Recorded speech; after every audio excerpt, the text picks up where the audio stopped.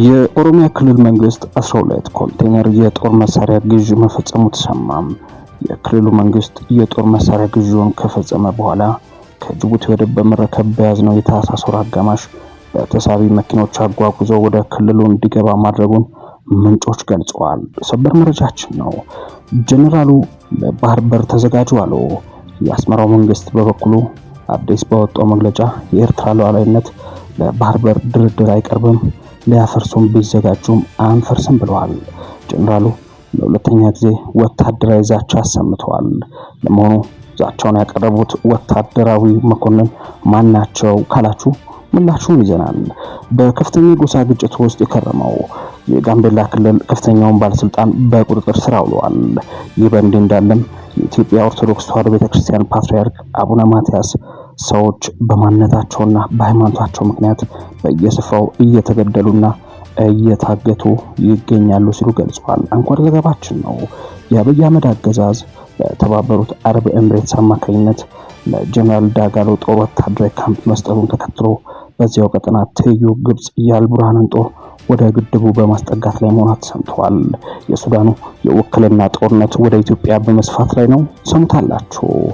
ጤና ይስጥልን የተከበራችሁ የሀገር ድምጽ ዕለታዊ መረጃ አድማጭ ተመልካቾች፣ እነሆ የዕለተ ቅዳሜ ታህሳስ 25 2018 ዓ.ም መረጃዎቻችን ይዘን ቀርበናል።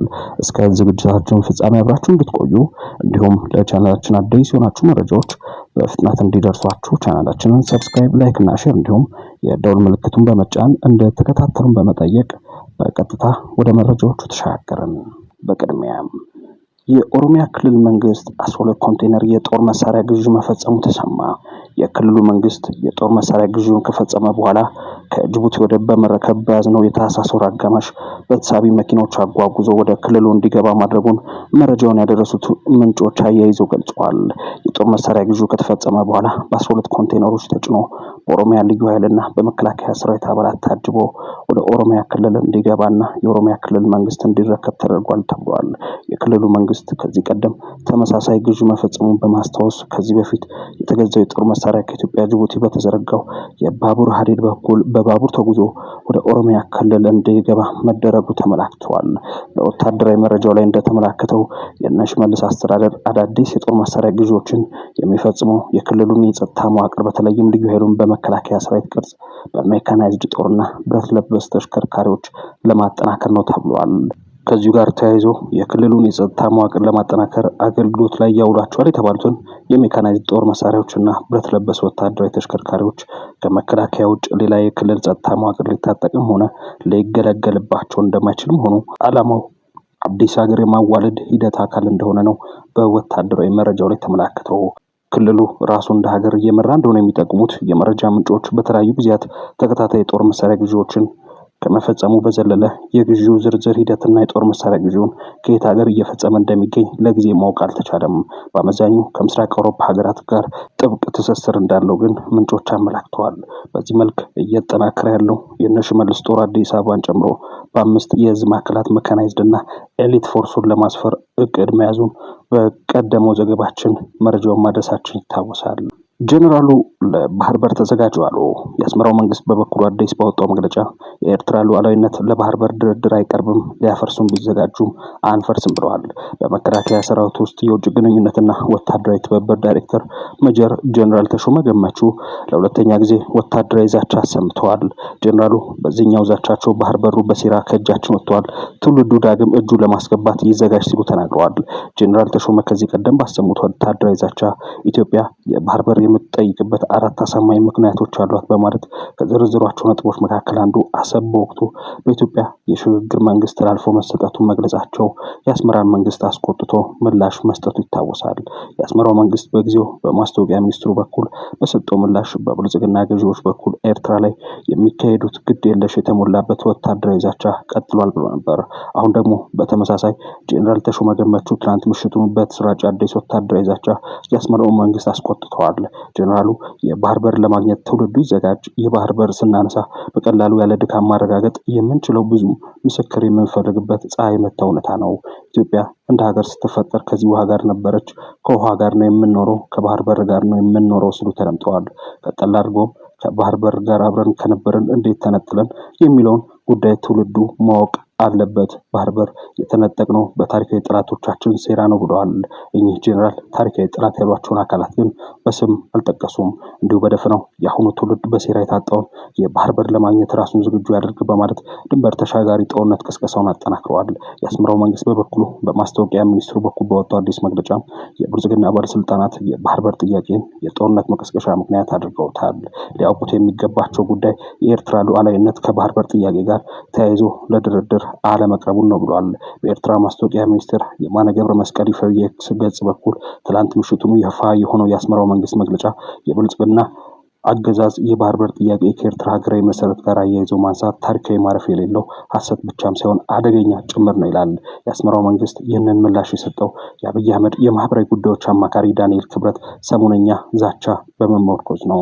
ዳንኤል ክብረት ኤርትራ የተገነጠለችው ኢትዮጵያ የባህር በር እንድታጣ ታስቦ ነው። ኢትዮጵያ የባህር በር ስታገኝ ኤርትራ የሆነችበት ምክንያት ይፈርሳል ብለው ነበር። የአስመራው መንግስት የዳንኤል መልእክት የተረጎመው ብልጽግና የኤርትራ ሉዓላዊነት ካለማክበርም በላይ የድንበር ወሰኖች እንዲጣሱ በር በመክፈት ሀገራት በጎረቤቶቻቸው ፍላጎት ብቻ የሚኖሩበት ስርዓት ያዋልዳል፣ ሉዓላዊነትም ህጋዊ መብት መሆኑ ቀርቶ ሊሻር ይችላል በማለት ነው። የኤርትራ ማስታወቂያ ሚኒስትር የማነ ገብረ መስቀል የብልጽግና የባህር በር ጥያቄ አካሄድ ያለፈውን አይመልሰውም፣ ይልቁንም አሁን ያለውን መረጋጋት ያበላሸዋል፣ ዓለም አቀፍ ህግን በመጣስ ግጭቶች እንደገና እንዲፈነዱ የሚያደርጉ በሮች የመክፈት አደጋ አለው በማለት ስጋታቸውን ገልጸዋል። በመጨረሻም የኤርትራ ህጋዊነት የሚፈርሰው ኢትዮጵያ ወደብ ካገኘች በኋላ ነው የሚለው አገላለጽ ዓለም አቀፍ ህግጋትን የጣሰ ነው። በዓለም አቀፍ ህግ፣ በተባበሩት መንግስታት ድርጅት ቻርተር እና በአፍሪካ ህብረት መርሆች ምንም አይነት ድጋፍ የሚያገኝ የቅድመ ሁኔታ ሉዓላዊነት አስተምሮን የናደ ነው ሲሉም ገልጸውታል። የሆነ ሆኖ እንዲህ ባለ መልኩ የቀጠለው የአስመራና አዲስ አበባ የቃላት ጦርነት ሂደቱ ዓለም አቀፍ ጦርነት የሚያዋልድ መስሏል። ኢትዮጵያ በህዳሴው ግድብ ዙሪያ የውክልና ጦርነት ጦር ሜዳ በመሆን ላይ ናት። የአብይ አህመድ አገዛዝ በተባበሩት አረብ ኤምሬትስ አማካኝነት ለጀነራል ዳጋሎ ጦር ወታደራዊ ካምፕ መስጠቱን ተከትሎ በዚያው ቀጠና ትይዩ ግብፅን የአልቡርሃን ጦር ወደ ግድቡ በማስጠጋት ላይ መሆኗ ተሰምቷል። የሱዳን የውክልና ጦርነት ወደ ኢትዮጵያ በመስፋት ላይ ነው። የሱዳን የውክልና ጦርነት ወደ ኢትዮጵያ በመስፋት ላይ ነው። የተባበሩት አረብ ኤምሬቶች የውጭ ሀገራት ወታደሮችን በተለይም በጀነራል ዳጋሎ ጦር ልዩ እገዛ የሚያደርጉ ወታደሮች ማሰልጠኛ የጦር ሰፈር በኢትዮጵያ እየገነባች መሆኑን ተከትሎ ተፋላሚ የአልቡርሃን ጦር በተጠንቀቅ መቆሙን አሳውቋል። ጦሩ በተጠንቀቅ መቆሙን ያሳወቀው ከኢትዮጵያ ግዛት ለሚነሳው አዲሱ ጦርነት ተዘጋጅቻለሁ በማለት ነው። በምዕራብ ኢትዮጵያ በቤንሻንጉል ጉሙዝ ክልል በዳቡስ ወንዝ አቅራቢያ በተባበሩት አረብ ኤምሬቶች የተቋቋመ የሚገኘውን ወታደራዊ ማሰልጠኛ በራሷ በተባበሩት አረብ ኤምሬት ድጋፍ የሚደረግለት ጀነራል ሐምዳን ዳጋሎ ፈጥኖ ደራሽ ወታደሮች በዋነኝነት የሚሰለጥኑበት መሆኑ ይታወቃል። ጉዳዩም ለእኔም ጭምር ያሰጋኛል ያለችው ግብፅ የአልቡርሃንን ጦር ወደ ግድቡ ማስጠጋቷን የሚያመለክት መረጃ ወጥቷል።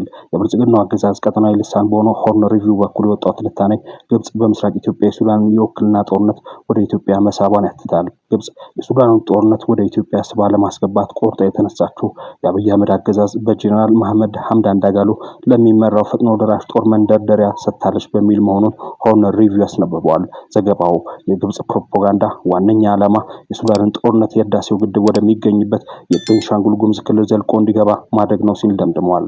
ቀጠል አድርጎም ኢትዮጵያና ሱዳን የሚዋሰኑበት የብሉ ናይል ግዛትና ሌሎች የድንበር የኢትዮጵያ ሱዳን የሆኑት የሱዳን ግዛቶች አንድ ጊዜ አንዱ ተፋላሚ ሌላ ጊዜ ሌላኛው የሚቆጣጠሯቸው መሆኑን በመጥቀስ የውክልና ጦርነት ልምምዱን አመልክተዋል። ከሰሞኑ ጀነራል አብዱልፈታህ አልቡርሃን የብልጽግናው አገዛዝ በሱዳን ምስራቃዊ አቅጣጫ ባለው የኢትዮጵያ ግዛት ለፈጥኖ ደራሽ ኃይሎች መንደርደሪያ ቦታ ፈቅዷል ካሉ በኋላ በዚህ ዙሪያ ከኢትዮጵያ ግዛት ተነስቶ የሚመጣውን ጥቃት ጦራችን ለመመከት በቂ ዝግጅት አድርጓል ማለታቸው አይዘነጋም።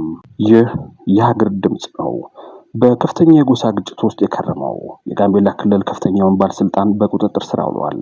ባለፈው ዳር 28 የጋምቤላ ከተማ ፖሊስ ኮሚሽነር የነበሩት አቶ ኡመር ኦጁሉ በታጣቂ ኃይሎች መገደላቸውን ተከትሎ በከተማዋ የጀመረው ቀውስ መላ ክልሉን በማዳረስ 1000 የሚደርሱ ዜጎችን ለሞት መዳረጉ፣ በግጭቱም የደቡብ ሱዳን ታጣቂዎች ተሳታፊ መሆናቸው ይታወሳል።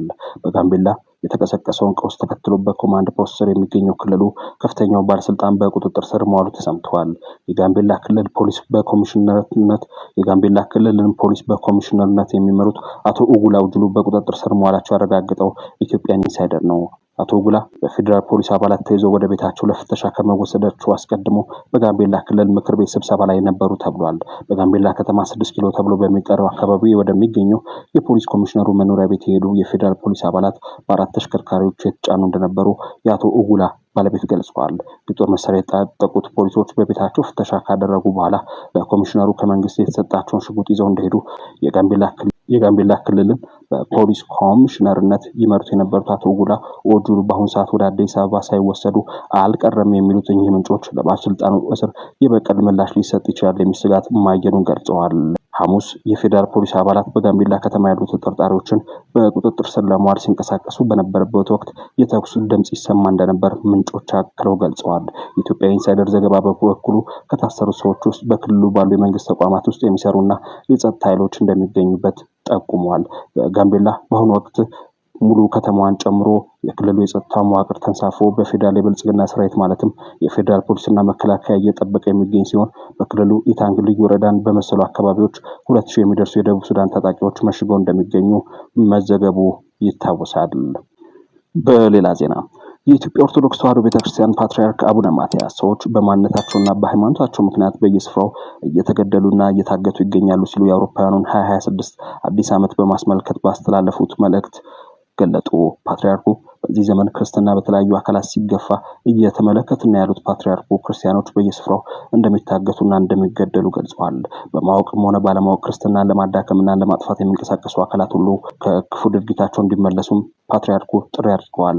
ፓትርያርክ አቡነ ማትያስ ዓለም አቀፍ ተቋማትና ሌሎች ጉዳይ የሚመለከታቸው ባለድርሻ አካላት የሰዎችን በነጻነት የማምለክ መብት ለማስከበር የበኩላቸውን ጥረት እንዲያደርጉም በዚህ መልእክታቸው ተማጽነዋል።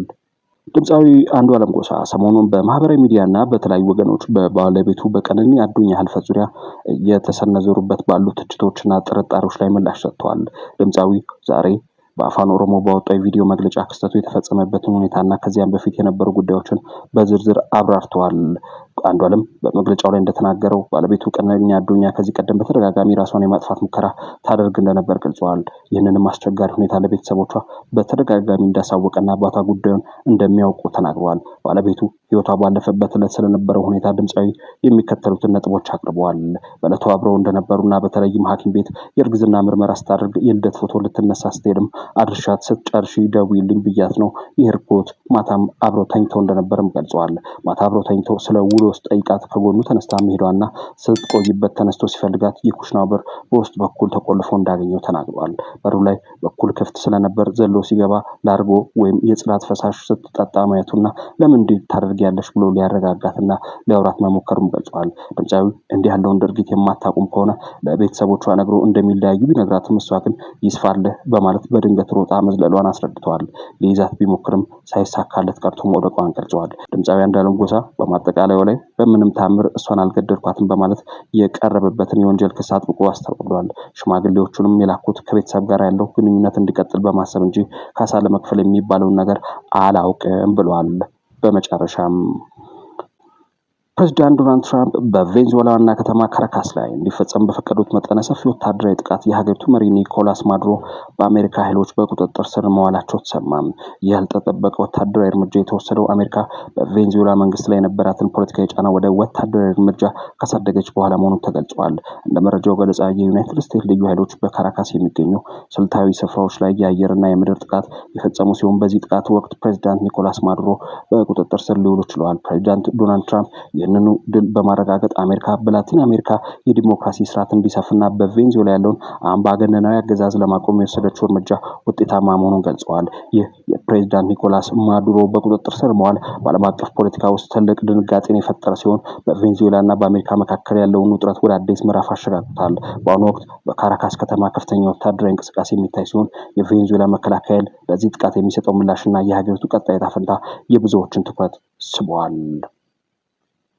የተወደዳችሁ የሀገር ድምጽ ቤተሰቦች ለሰዓቱ የተሰናዳው ሰበር የመረጃ ክፍለ ጊዜ የተከታተላችሁትን ይመስል ነበር። ስለተከታተላችሁን ከልብ አመሰግንን። ለቻናላችን አዲስ ሆናችሁ መረጃዎች በፍጥነት እንዲደርሷችሁ ሰብስክራይብ፣ ላይክ እና ሼር እንዲሁም የደውል ምልክቱን በመጫን